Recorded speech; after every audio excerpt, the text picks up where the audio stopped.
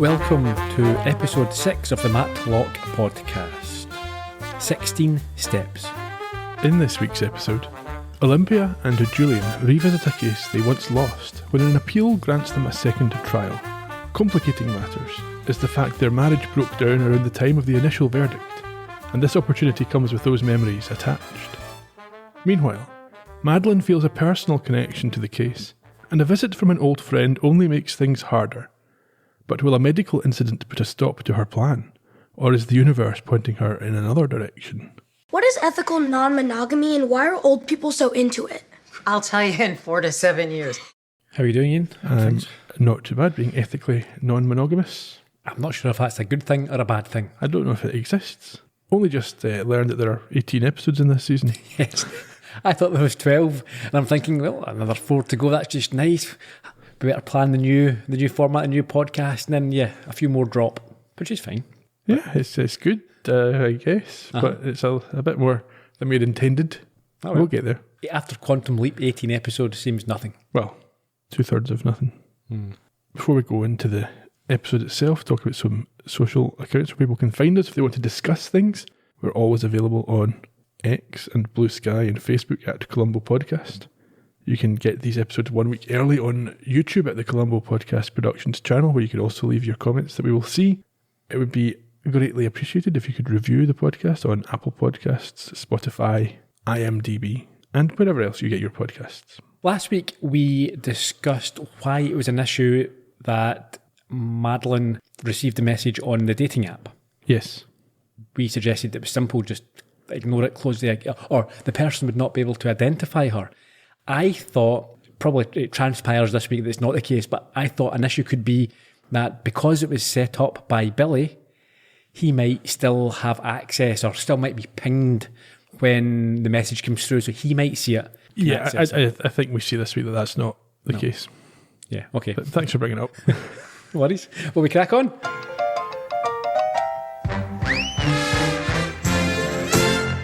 Yeah, so the recaps give us a bit of a focus for the episode this week, as well as Madeline's efforts to expose Jacobson Moore. We're also reminded about the divorce of Olympia and Julian, the death of Madeline's daughter, and the dating site message that you mentioned a moment ago. It's 2 years earlier. Well, we get an on-screen reminder of this, or notification of this, and an angry Madeline enters the lobby of the building where Jacobson Moore is and sees that they occupy floors 19 through 25. Yeah, she's holding a coffee in one hand as she looks at the board detailing this. And as she turns to leave, who does she bump into? It's a younger Olympia. With a very fetching white business suit on. I've got a note on that later on. She looks incredible in the white suit, I thought. Yes. Of course, the coffee spills over. Yeah, and Olympia is annoyed, but not as annoyed as I would have been in the same circumstance. Whose fault was it? Was it Maddie's? She turned around. You're not allowed to turn around. Yeah, well, she just turned around and bumped into Olympia. It's an accident. It's an accident, but Olympia's suit is ruined. Yes, and she does receive quite the tongue lashing from her. She's told to watch where she's going.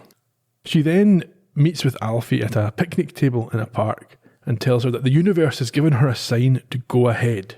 And he responds that Mom would be so proud. So we've heard this referred to in previous episodes and not seen the moment.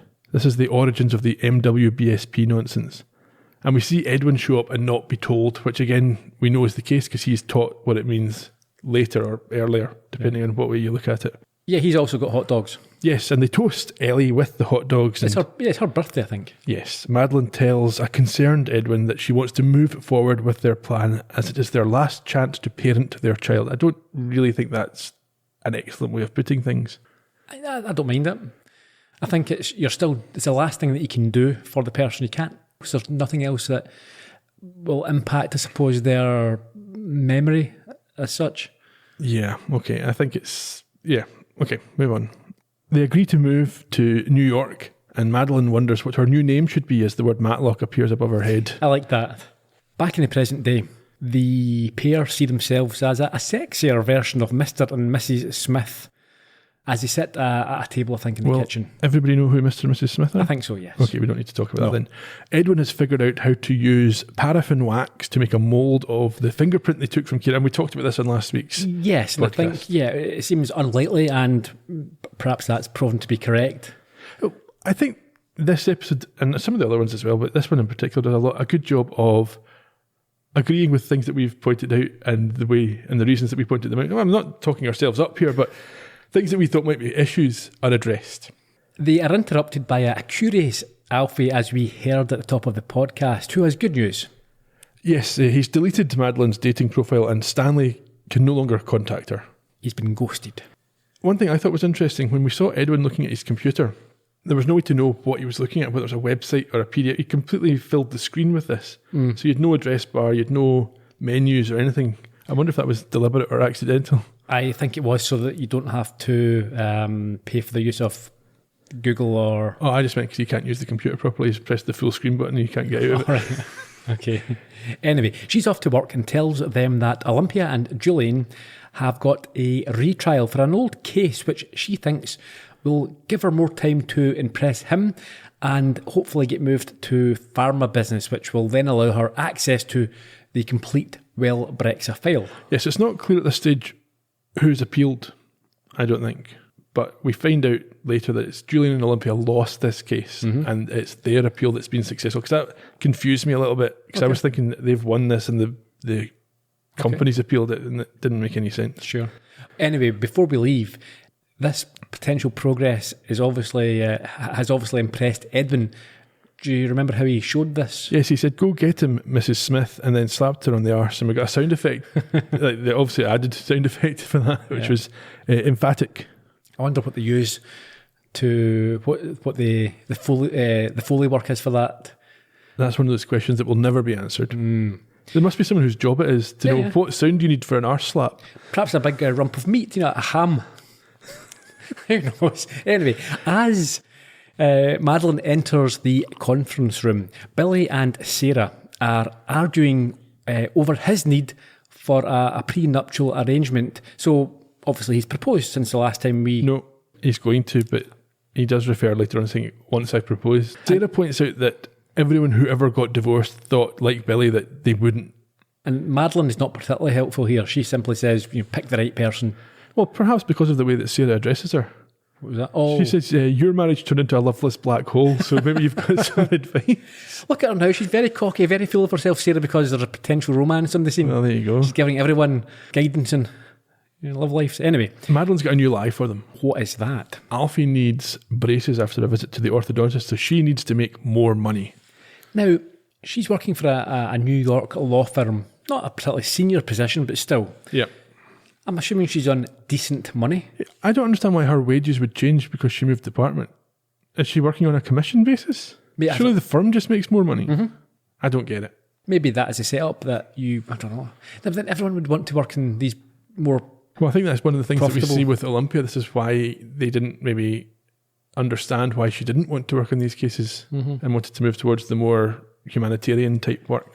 At some point. But it's quite clear that she's got this mantra going because all three of them in unison say she needs to get on pharma. And I think we get a bit of a sass from her at this point as well. I presumed it was written to be cringy, but when they do this sort of unison chant, she says she feels observed, which Sarah corrects to seen, and then she says that because Julian's going to be about, Granny's got to slay all day. Okay.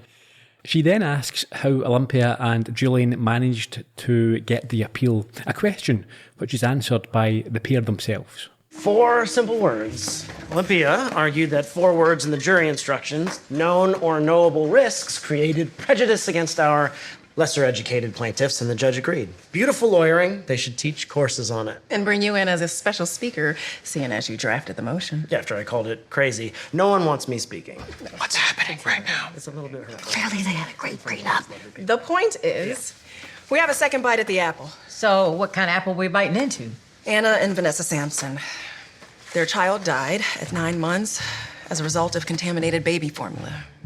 That's awful. We sued the formula company for health and safety violations at the factory. The defense argued that the contamination happened at the parents' apartment. It was a brutal loss. Maddie, if it's too hard to dive into a case about the loss of a child. You can sit this one out. I appreciate that, Olympia. I really do. But actually, I'd like to help the parents get justice. So, I assume you polled the jury. Why'd they rule against you? First off, they didn't believe conditions at the factory were bad enough. And the factory foreman was adamant that it wasn't the cause. Well, that must be this guy, Harold P. Wong, with all the Dr. Evil doodles next to his name. It's supposed to be Voldemort. So we need to undermine Voldemort's credibility this time around. Which means going back to the factory and talking to everyone again. Sarah and Billy get started on scheduling those interviews. And if you are really up for it, Maddie, I think you'd be helpful with another issue that came up in the polling. Of course. What was it? The jurors didn't feel sympathy for the moms. After they testified about losing their baby? Strange one, that isn't it? The jury couldn't feel sympathy for a couple who lost their kid. That talks to some very cold-hearted people, I imagine. Or a very impressive defence attorney who managed to get sympathy for the corporate behemoth, yeah. Before we learn any more about that, though, we've got another flashback to, as it says on the screen, before the first trial. They're very vague with some of these times. That's fine. We don't need it to No, be I thought too it was specific. absolutely fine, yeah. Yes. We see Olympia and Julian pitch Jacobson Moore to an extremely upset couple about how they will make First 12 formula pay and make sure it never happens again. Yeah. Something I've noted here, and maybe you'll not agree with this, I felt that during the flashback sequences, the colour palette was a bit more washed out than the present day scenes. I didn't notice, but I would think that's entirely possible to show that it's a different thing. Yeah. That's what I thought was. I thought it was deliberate, but maybe. No, I think maybe it probably is, yeah. It's worth noting at this point that Julian has the same hair as a Lego man. He does. I mean, it's only a couple of years ago. You don't have to make him look that much I know. different. It keeps to be the same, yeah. Olympia's got longer hair as well. So yeah. Okay. Now, one of the parents, Anna, she is very agitated and cries at the thought of being accused on the stand with regards to how she handled the bottles. But her partner, Vanessa, reminds her that they both touched them, so they're both equally as guilty. Well.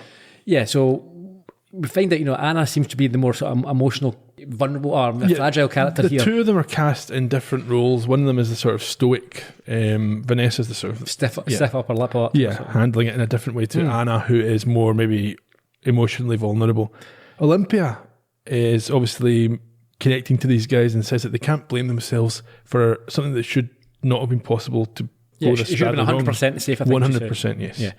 However, Vanessa knows that they will be made to look like bad parents on the stand, and so Olympia promises her that she won't be cross-examined if they go with her. Julian's not happy with this. No, it's quite the promise to make, and I think Julian is uncomfortable with this sort of guarantee being offered. Yeah, so I think what Olympia's doing here is she's trying to win the business. So they've not decided at this point to use this Jacobson Moore for the case. So she's trying to go the extra yard in terms of convincing them to work with the company rather than what she thinks. And this is again where you look at the sort of ethical aspect of For it. sure. In any case, she says that they will be able to win by focusing on what the factory did wrong and not them as parents. So later, we find out that this has worked. But when the clients have left, we see an angry Julian question Olympia. I think this is putting, making promises for money rather than... Yeah, Olympia suggests that is her genuine belief in the best way to win the case. But he doesn't think that way, and he thinks that she might have screwed the firm over, or the couple, more to the point. Vanessa reminded me a bit of the daughter from the first episode. I can't remember, but the one where her father was wrongly convicted. Yes. Yeah. Back in the present day, Vanessa and a now more bubbly Anna are sitting across from the pair and Madeline as Julian boasts that it was Olympia who got them another shot. So obviously, presumably lost the first time. Anna says this is good news, and as she's 4 months pregnant, it feels like a sign, but her cynical wife says that everything is a sign if you want it to be. Well, that's true. Well, yeah. You can read into Depends things. how you look at things. Yes.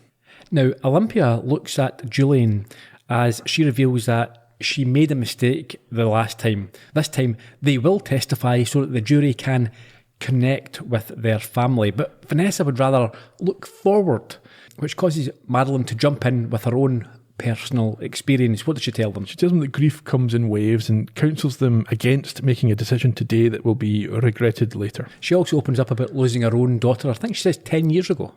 Yes. So I think that's long. I'm not sure if I've ever been told when that happened. So this is quite a long time. I assumed it was nursing this 5 years maybe. So that's also about the start of Julian and Olympia's marriage then. They said they've been married for 11 years. Yes. Interesting. However, at this point, Anna and Vanessa ask for a minute to talk, and the other three step out, at which point Madeline gets a message on her phone and has to leave. Yeah, so they've stepped outside the conference, the meeting room. She receives this message and makes an excuse so that she can go onto the crying patio to speak with Edwin. She's in a panic. Why? Yes, she can't get through to Edwin. She's having to leave a message for him, and Stanley has emailed her saying that he only works a block away from Jacobson Moor and wants to meet up with her. Oh, yeah. Unfortunately, she's not taken enough precautions. No, she loudly states that he found her, which is overheard by Olympia, who doesn't respect a private call and bluntly asks who she's referring to. Yes. Madeline has to think on her feet and says that she's trying to sort out some debts that she was left by her husband. Scoundrel he was. Olympia, as usual, being a decent person, tries to support her and says the firm will advance salary if she needs it. Her job is secure. She doesn't need to worry. Now, yes, that is, on the face of it, a reasonable thing to suggest. However, I would say that when people are in debt, advancing money isn't always the best solution. It's not new money. It's just money that you won't have later. Yeah. Yeah, but as you mentioned, I think the biggest boost here is saying that her job's secure, because obviously she's just sort of winged it. She's got an opportunity. She doesn't know. I mean, we're not told, has she signed a contract, which, yeah. I mean, she must be on fairly decent money. Well, that's what I'm saying. This whole thing about needing braces, I know the American healthcare system is very costly, but I would have assumed that braces are well within her financial means as a lawyer in New York. Although, in fairness, she does talk about the debt. So yes, so she's creating this sort of scenario where she might need more money. Mm-hmm. She asks Olympia at this point not to mention this to anyone else. She doesn't want Julian to think that she brings her personal life into work. It's very interesting because Julian and Olympia are equivalent in the firm. They're both partners and neither of them are equity partners. Yeah. So it's interesting that she wants to present a different face to Julian in particular. Yeah, when you say he's not an equity partner, he's going son to of the boss, he's going to inherit the entire business. I would have thought, Yeah. When she returns inside, Olympia is delighted to hear from Julian that Vanessa said yes and that Anna is going to testify. There's more good news that Sarah has provided. What's that? Harold P. Wong no longer works at the factory. And that's where we head. We see who this is in a flashback to just before the first trial when they talk to this Harold P. Wong, who is clearly not the most helpful of characters and needs the threat of a subpoena to cooperate. Yes, he allows them to speak to the line managers. Yeah, he walks off and we see tension between Olympia and Julian as he asks her when she's going to stop being angry. And we get a little more insight into the relationship as she chastises him for not understanding what? The black experience, yes, essentially. I suppose the scrutiny that their kids at a rich, does she say rich? Fancy white school, okay, so white school, I'm not sure the right words. That they'll come under.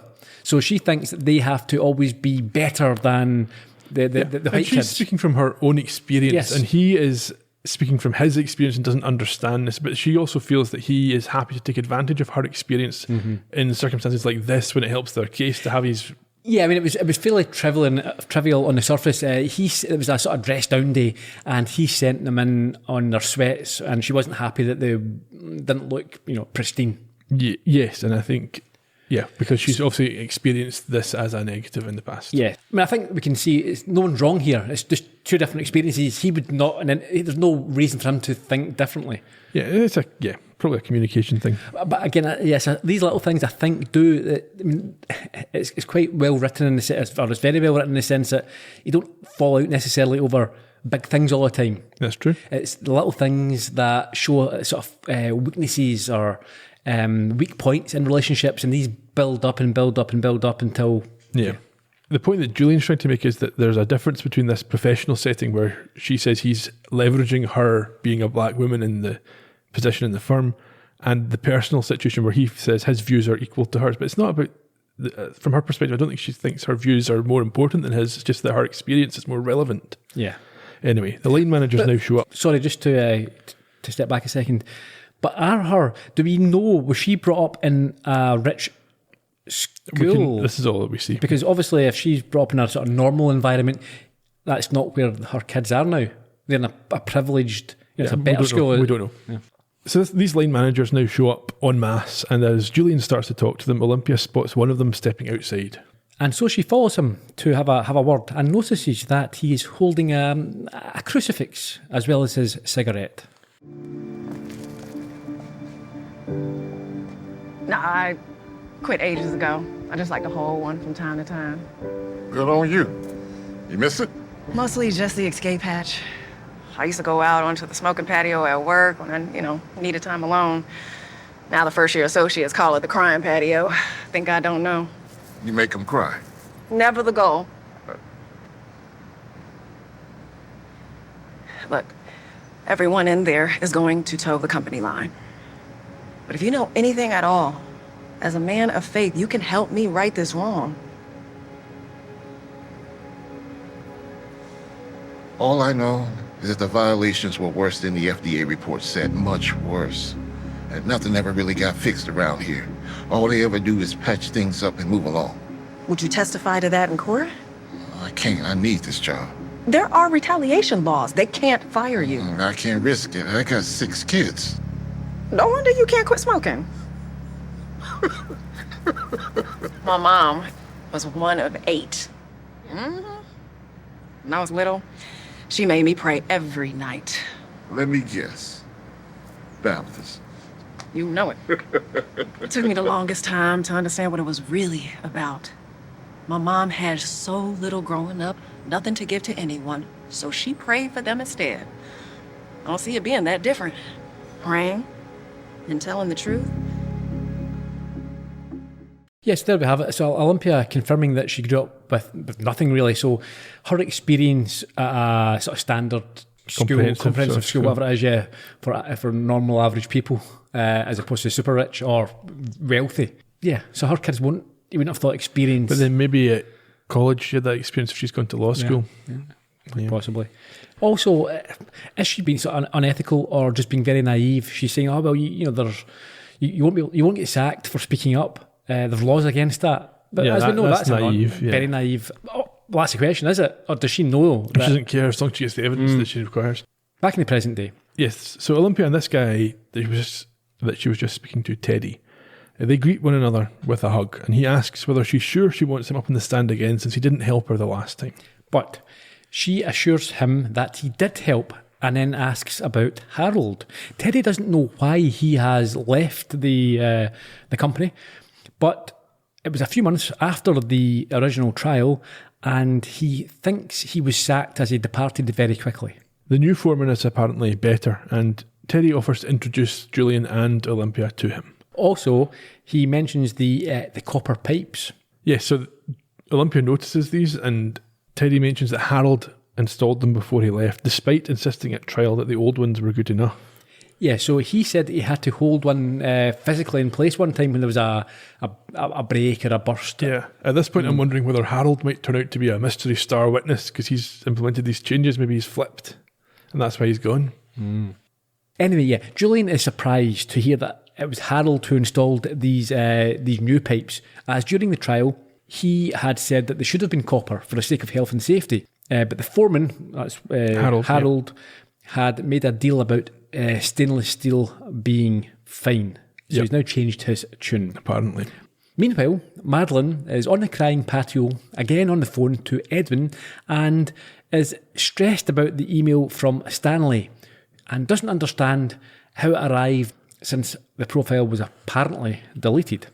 She's drafted a response in her head saying that she's still with her husband and her grandson made up the profile as a joke. Yeah, I quite liked Edwin having a little joke as well about the fact that this is what happens when a 12-year-old is being used as a dating expert.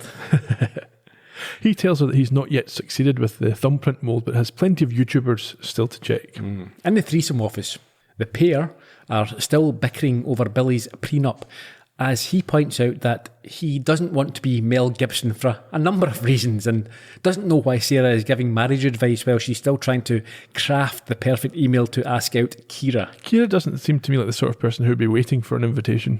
No, I think she would, if she thought there was anything there, she would pop down, make a cheeky little remark. Even send a text or email herself. Yeah. Yo, what's up? Coffee? Question mark. That's Yeah. the sort of pattern that the ladies love. Yes, I believe so. Sarah says that this perfect email has a very specific recipe. What was that? So it needs to have one reference to their unexpected lunch, one slightly suggestive open-ended question, 2 witty lines, and no ellipses. Very systematic. Yeah, well, she's also curtailing her own personality in that sort of very regimented... Might be a good thing. A lack of... Just then their hold comes to an end. Yes, they eventually get through to the FDA, who will attempt to answer their questions, starting with mycotoxins in stainless steel. Sarah makes a reference at this point to small things that fester before Billy takes the phone off speaker and continues the call. At the same time, Olympia and Julian agree that Harold is unlikely to open up to either of them, but they know who might have more success as we cut to Madeline. Arriving at Harold's home, yes. Yeah, his front door. She pretends to be unable to work his doorbell, leading to a frustrated Harold having to let her in, and she then runs through a pantomime with her foot in the door and the fact it might break if he pushes too hard, and gets the opportunity ultimately to ask him 3 questions. What are they? Number 1, why change the pipes from stainless steel to copper? The answer to this is price. They got cheaper. Yes, they're linked to oil prices, and when oil prices tanked, copper prices tanked. Second question. Was he fired because other people say he was? I think he dodges this. He doesn't commit to anything here. Yeah, he questions her reference to them as his colleagues, saying they were his employees and are jerk-offs who need to spend more time working and less time talking about him. What was the third question? Can she use the toilet because after 70 the bladder takes a nosedive due to vaginal walls? And at this point, Harold interrupted her. Yeah, he's feeling a little bit uncomfortable, so I think he... Well, that's the intention. Yes, he lets her in. Over in Olympia's office, Julian's there. Olympia received a text from Madeline, I think. Well, we saw Madeline just at the end of that previous scene receive a text from Olympia asking about the pipes, I think. Yeah, she said no luck. And she says there's no luck. And with the twosome in a similar predicament with the FDA, she is not very positive about the case, even although Julian reminds her that Anna will be testifying this time. And I think we've got a quick flashback here. Do we? Yes, they hear the losing verdict and see Julian telling her that they should have put Vanessa and Anna on the stand. This time, though, Julian says because they are communicating better, they can figure it out together, but Olympia is not convinced that that will be enough to get them over the line. However, she takes a call from Madeline. She does, and we see both ends of this call as Madeline tells them that she might have something, and Harold is not a nice man. So Madeline joins them and the twosome a little bit later and has some pictures of what? Very expensive, fancy new stove and other various valuable accoutrements in Harold's flat. That wouldn't match his salary. Sarah, this is weird, Sarah suggests that he got fired for embezzling, but Maddie thinks maybe that is what he wants him to think rather than looking deeper. He didn't even want her inside. Yeah, no. Madeline, I think, is letting Sarah down gently here because she's made a stupid suggestion. You think? Yeah. Nobody else thought he was embezzling money. That's an even worse suggestion, that it was a cover-up for the embezzlement. Yeah, well, Harold doesn't want anyone to know anything about anything. No. But the suggestion from Olympia is that he was given some kind of payoff. Yeah, to cover, is effectively a cover-up. Which doesn't, when we find out what actually happened, doesn't make any sense to me. No, okay. Julian sets him a task of finding out what Harold was doing and what he's hiding. Sarah is going to look at payroll to see if he was buying someone's silence, and Billy will look at any regulatory irregularities. Madeline's got maintenance reports to look at, and they'll reconvene in the morning. Yes, I think Olympia and Julian are taking care of the financials. Over at the Brownstone, where Julian is helping out with, I think, divvying up their matrimonial property. We've found out now that they've obviously agreed to sell to the Viking. Must have done. And they're jokingly arguing about who gets what and, who's got to keep some horrific items and what have you. Yeah, and I think they've also got the papers for this case in a box, which is maybe why he's there in the first place. Yeah, well, we heard them the last scene saying we'll look at the financials. 'Cause Yes. At first I wondered why this was in their house, but they're just taking their work home. Yeah. So, first of all, they wonder whether Harold was messing around with sick pay to cover illnesses that were spreading throughout the plant. Yeah, but also I think the big thing in this scene is that they look at a picture of the twins, and he half jokes, not jokes, that they could always sabotage the thermostat as a means of making the sale fall through. We skipped to another flashback on what is at this point the smoking balcony after the verdict. Yeah, I think this sheds further light on the pair's troubled past. Julian admits that she was right and that the thermostat, so when he mentioned the thermostat there, this is what a he's referring set something off in her mind. Yeah, so the thermostat in the factory was off by 10 degrees. That's a lot. Well, I don't know in Fahrenheit, but that's a lot. But in Celsius, that would be a great amount. He then invites her to say that she told him so, but she's too upset to take that approach and opens up about how much she is torturing herself over the case. And things take a personal turn. Yeah, she says that she feels abandoned because her father died and he just hid in his office until midnight every night. Yeah, but he responds by saying he was just giving her the space that she asked for and to stop assuming the worst. How does she react to that? She tells him to stop being the worst. It's quite clear that they're in a bad place at this point. Yes. We skip back to the present day in the apartment, and the mention of the thermostat makes them think to look again at one of the invoices. Yeah, the heating bill was only for $3,000, and Julian rummages around and finds an invoice authorised by Harold for $350,000 for roof re-shingling. Yes, which doesn't make sense. They assume that there was another issue with the roof, which is related to the contamination. So we head back to the factory where Olympia asks Teddy about June the 21st. He confirms that there was a ceiling collapse in the break room, but that Harold assured him it had nothing to do with the external roof, and is surprised himself to hear about the $350,000 bill. This always surprises me in movies and TV shows when folk can remember specific dates. I can't remember. Think of the most meaningful thing that's happened at our work at any point. Tell me what date it happened on. Nobody would know. No idea. Sitting going through Outlook, trying to remember, looking for When was that email? messages. Yeah. After Harold says that he's surprised about this bill, Olympia asks if he can spot her while she goes up a ladder. And then we skip to Jacobson Moore. We're in the corridor. She explains to Julian that after she inspected the roof, We shouldn't use a ladder because there's an access door. she found the repair. And not only that the place was covered in mould, which could have entered the factory during the collapse, but she also has a sample. That's another mould case for one of these recently. Yeah, well, mould on the mind.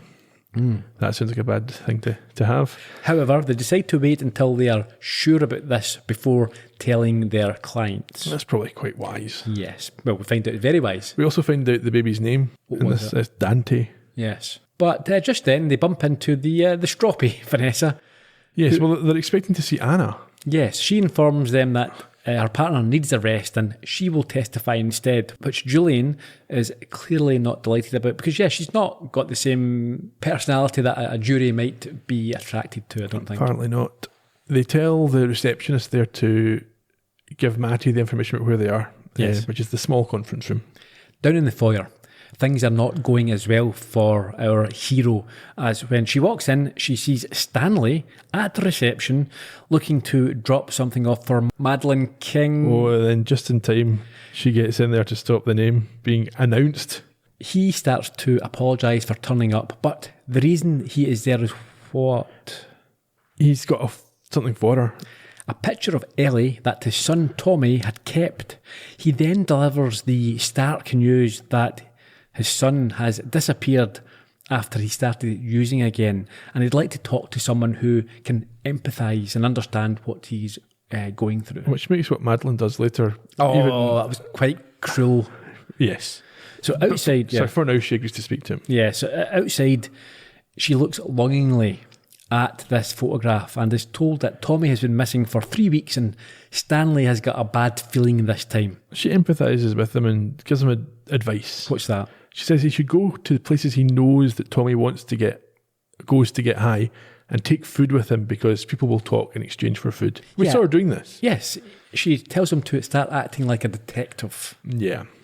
Meanwhile, As Olympia begins coaching Vanessa, Julian shows her a message bearing bad news. Yes, Sarah has the results of the mould test and it is not a match for what killed the baby. Nonetheless, she continues and tries to evoke an emotional response from Vanessa as she describes her loss and her grief. However, she's angry at being asked to go to this dark place, and so Olympia decides to take a break and get some air. This is a bad news for Madeline.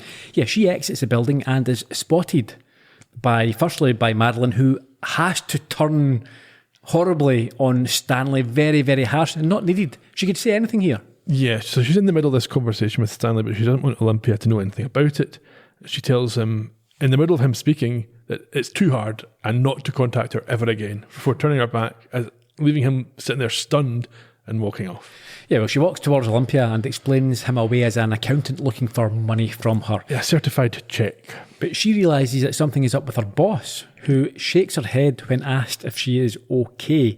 And so we cut to them in Olympia's office. Yes, she's not comfortable trying to extract pain from Vanessa, especially since they don't have any proof of the contamination. Yeah, she feels like a vulture, she says, and it's she doesn't want to make her relive this trauma. But Madeline assures her that it is for their client's best interest and that in the future they will regret not taking a last chance to, as she repeats, parent their child. And I think we see later on that that's maybe not how they feel, but we'll get to that.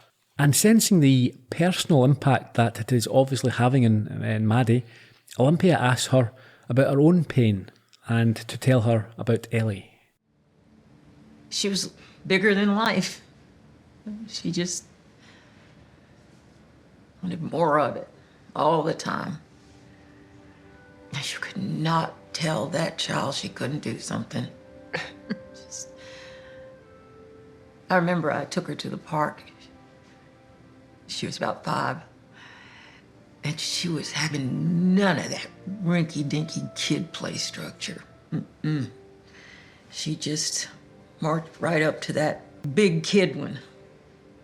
She pushed past all these 10-year-olds, and she climbed up to that double-decker jungle gym. You must have been terrified and a little proud. I was a lot proud. Till she decided she liked all the attention and she went back down. Eventually ended up in a cast. Boy, she was a piece of work, that kid. She darn loved my life. Oh, I'm sorry. I didn't mean to take you back there. I know everyone says it, but I do not know how you can lose a kid and keep going. You learn to breathe again. That's what it's like. Learning to breathe on some new planet. It's totally inhospitable to human life. And then somebody says, tell me about Ellie. Anyway, most of the time I'm okay, like I said. But I mean, you have to say, fantastic acting there between the pair. And this is with the Emmy, not submission, this is the clip for your consideration. Yes. Yeah. Madeline goes on to say that she's jealous of Teddy's certainty and his faith and his rosary beads. And at this point, Olympia reveals that he has been texting her with some theories. So as they both wipe away their tears, she talks about the time when he apparently held up this pipe with a broken arm. And this is obviously a eureka moment for Madeline, who asks if his arm was in a cast. And I think they both realise what's going on here. So we skip into the court where Teddy is again testifying. Yeah, he's explaining that the contamination window is the period that his factory made batches of formula which were ingested by the plaintiff's child. Or could have been, yes. Yeah. He also confirms that the roof collapse that broke his arm occurred prior to this window and that he was in a cast for 8 weeks and worked on as the company would not give him any medical leave. Bad guys. No, yeah. He didn't have to use his arms much as a line supervisor, except for this one time. Yeah, in this emergency, and it happened during the contamination window. Yeah. He starts to break down as he admits that he wasn't wearing any gloves on the cast, and sadly admits that, yes, there would have been a risk of contamination due to his actions, and shakes his head as he offers a sincere apology. He realises that he's killed their baby. Yes, I think that is what he is realising. Or he assumes, yeah. However, the defence stands, and they're not having this. No, they try to shift the focus back onto the parents by asking a series of questions that Teddy has no answers for. Yeah, they ask how long he held the pipe for, and he says 2 or 3 minutes or whatever. And then she makes the example, or makes the point of saying, well, how long did the pair hold bottles for? Did they wash the bottles properly? Did they sterilise all the equipment, etc., etc.? Effectively, it's putting the doubt into the mind of the jury. Yeah, saying you can't make an award one way or the other because you can't be certain it was the company's fault. I think she takes it a little bit far, and the judge has to tell her, okay, yeah, you've made this point here. He adjourns for an hour, at which point the team sit in court and discuss what has just happened. Yeah, Julian tries to look in the positives and suggests that they don't have to put Vanessa on the stand, but a nervous Olympia assures him that she won't make the same mistake again, and they need sympathy as well as causation to win this case. Madeline points out that Vanessa is protecting herself with anger, and Olympia needs to get underneath that, and it will be worth it when they win. So we return with Vanessa now on the stand, and Olympia asking her about her bottle-making safety procedures, which she answers plainly. Olympia then looks to the jury and then to Madeline, who gives her the nod to start the more emotional questioning. Tell me about Dante. What? We've spent so much time talking about his death. Tell me what he was like when he was alive. Tell me about Dante.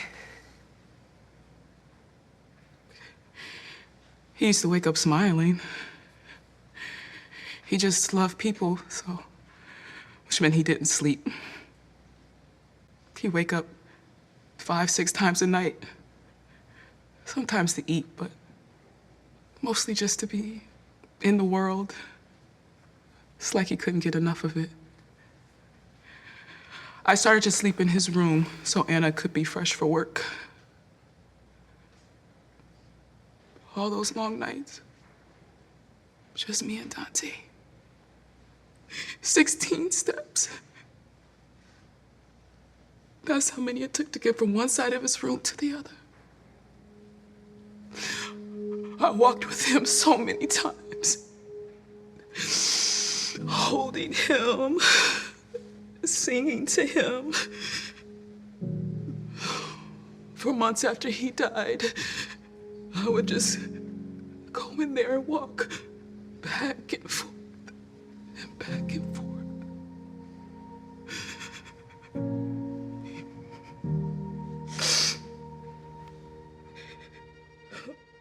We leave the emotionally charged courtroom and find Sarah with Billy at a vending machine, considering how the verdict is now out of their control. Yeah, she hates waiting, and he's fine with it because you can't micromanage risk out of life. Just like relationships, or almost relationships.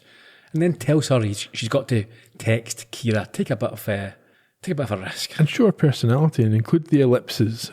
You remember a few episodes ago she was upset. She thought Olympia was mad at her for using exclamation marks in her emails. Yeah. She agrees, but only if he brings up the possibility of a prenup with Claudia. This seems like it's none of her business. It's not any of her business. If he's not comfortable with that, then he shouldn't be doing it. No. He says he will, but only if she accepts that if Claudia doesn't want one, she'll never mention it again. She agrees to that and says that she and Billy would make a perfect couple. Yeah, I think he almost chokes in his snack at this point. However, before they can work through this, a text comes through announcing that the verdict is in. Yes, and on this occasion the jury finds the other way. They are going to award the plaintiffs $8 million in total. I'm going to say this again. I suspect I might say this a few more times in this show. Yep. Alex got $9 million. They have lost a child. A child has been killed because of negligence, and they get $8 million. This is probably what the lawyers for the company that Alex used to work for will be saying in their appeal. Yes. Yeah, I would be looking at it. What is the standards here? What is the yardstick? Everything's separate. Well, yep, all I'm saying is $9 million for Alex, $8 million if you lose your kid. Well, yeah. Okay.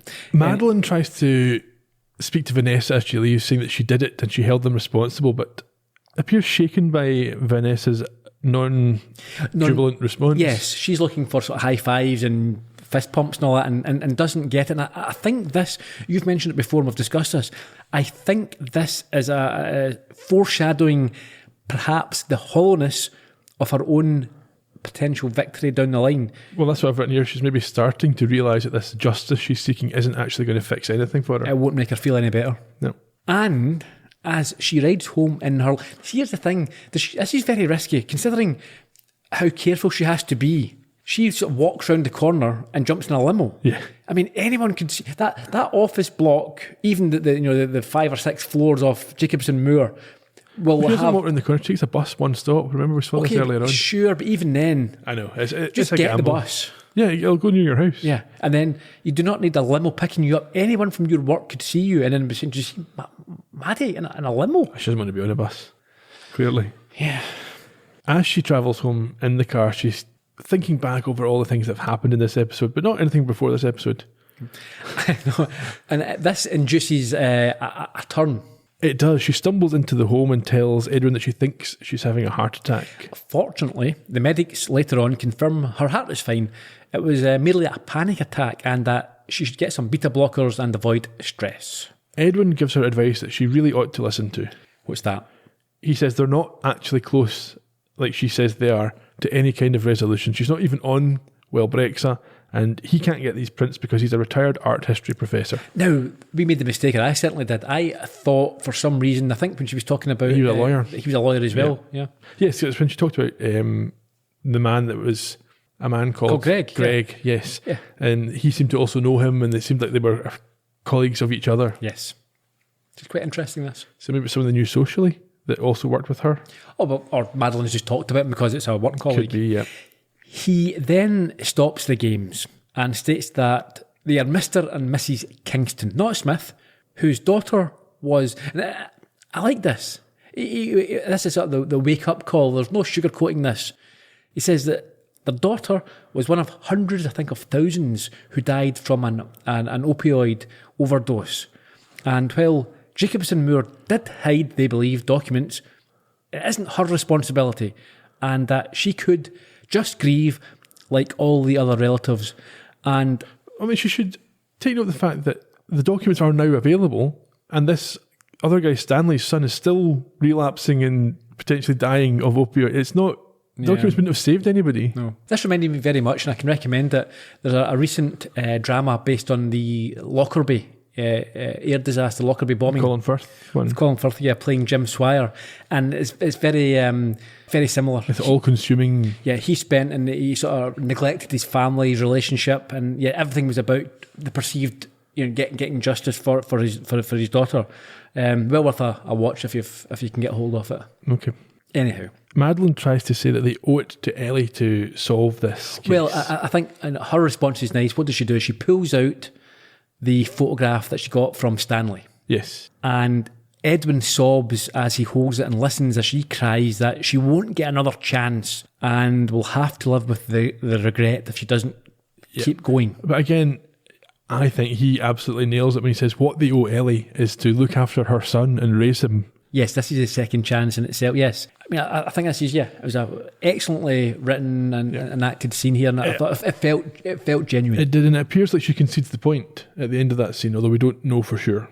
Yes, he tells her that today was a warning sign, and she sighs okay and nods, and as you say, it looks like she's in agreement here. And so we head over to Olympia's home. Yes, and in contrast to the distress at the Kingston home, these two are in a much better mood. She produces her white suit and tells Julian that she hasn't worn it since they lost the original case, and he says it's now time for her to bring it back. She hopes that the case was worth it for the parents. Yes, and she then thanks him and tells him that he can leave, but there's a big turn of events here. Oh, there is. He says he should not have left her previously and is not leaving her now. Which is apparently just what she wanted to hear. As they kiss, and she drops the suit onto the floor. And she says that she did have a speech prepared, and he says she doesn't need to go ahead with it. The next morning, they enter the building together, sharing a revolving door.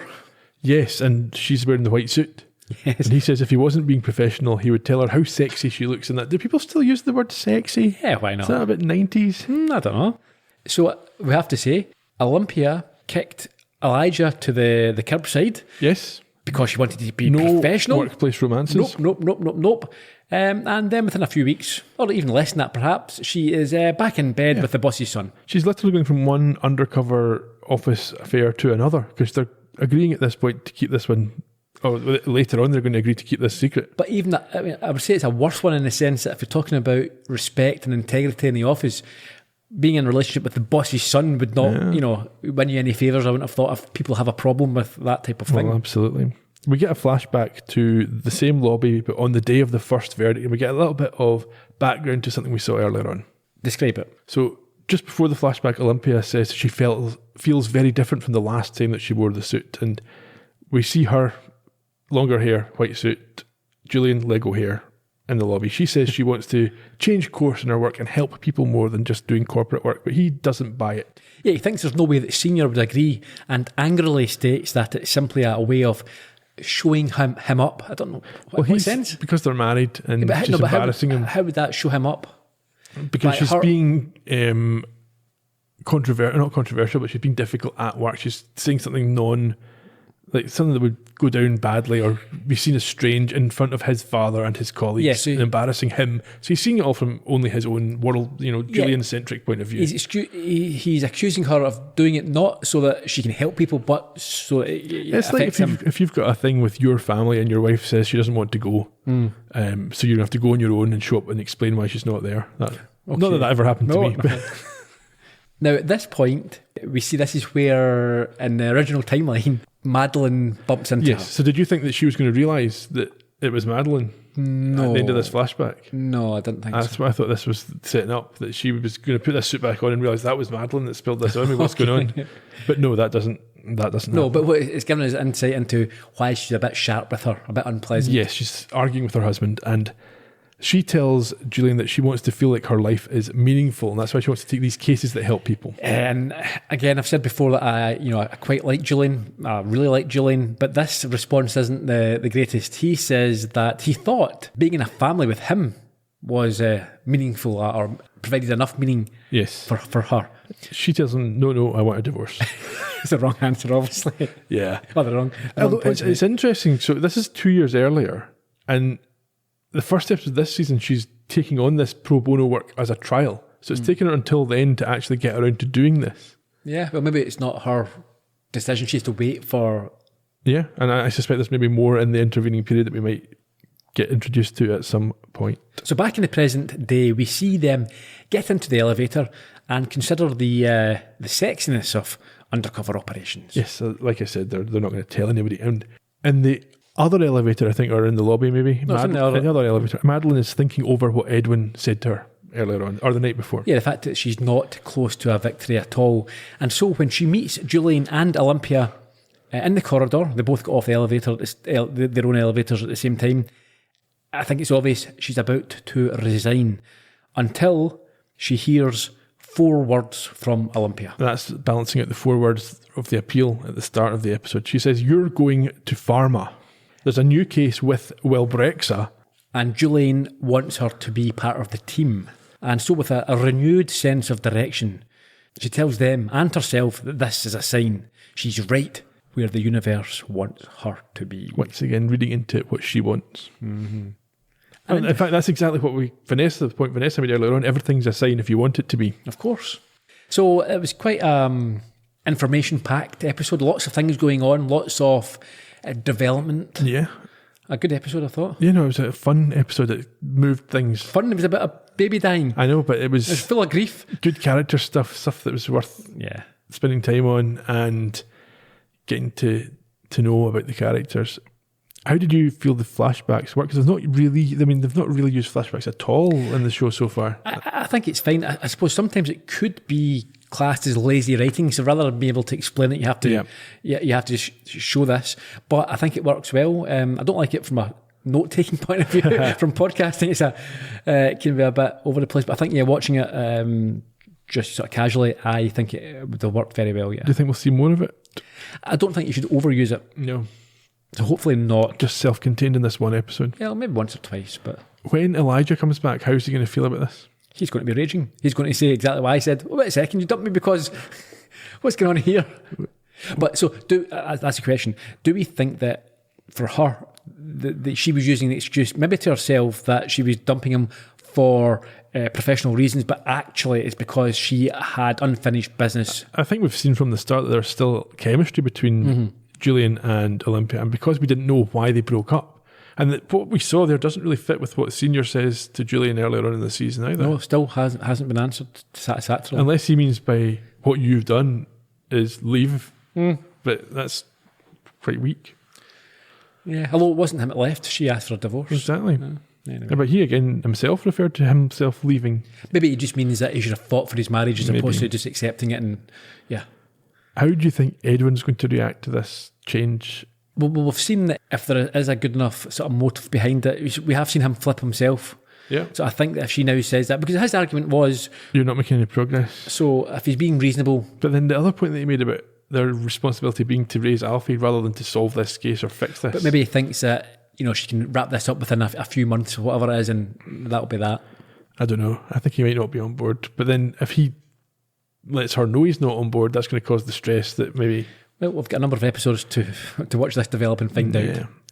So the main case in this episode was a new trial in a claim against a baby powder company for contamination leading to the death of an infant. The first trial was decided in favour of the company, but after a successful appeal, the new trial saw Olympia and Julian decide to use evidence from one of the child's mothers and realise a possible cause of contamination at the factory. Ultimately, the jury were persuaded to award $8 million in damages to the parents. I've got no trivia this week, and just a little bit of production information. Oh, okay.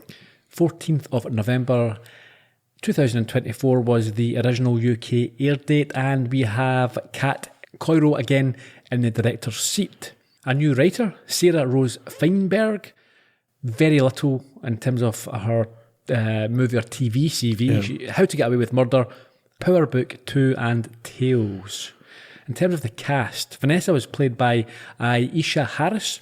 You may have seen her in Glamorous, Daisy Jones and the Six, Abbott Elementary, or Good Girls. Meanwhile, Anna was played by Veronica Diaz Carranza, and she has been in Magnum P.I., LA's Finest, Keeping It 100, Fear the Walking Dead, and the Lethal Weapon TV show. Okay.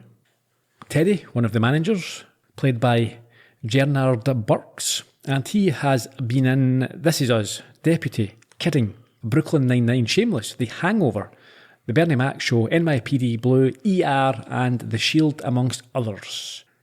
Stanley? Do you like Stanley? I felt sorry for Stanley. I wouldn't say like. I agree. He was portrayed by Henry LeBlanc. Related to Matt? Interesting you should say that. No. Okay. It's not interesting then. No.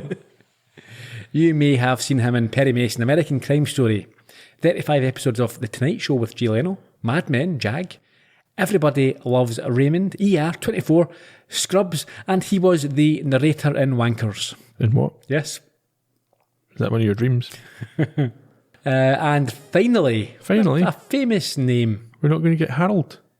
No, I've not got Harold. Okay. Do you have Harold? No. I think I looked at him and there wasn't much to say. I think he's played by a guy called Christopher Cho, but I don't know anything about him. Okay, fair enough.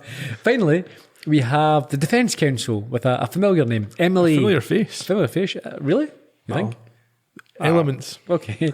She was played by Emily Bridges. Sure you not thank us for saying a familiar face. Born on the 2nd of July 1986 in LA. She's played parts in Mr. Mayor, East Siders, Theatre People and Masters of Sex, and is the daughter of Senior, aka Beau Bridges. So she's Julian's sister.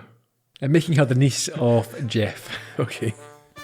Anything else for us? No, just next week's episode, where Madeline's dream of working with Big Pharma becomes a nightmare as she gets a taste of unwanted publicity in Belly of the Beast. So until then, cheerio. Bye-bye.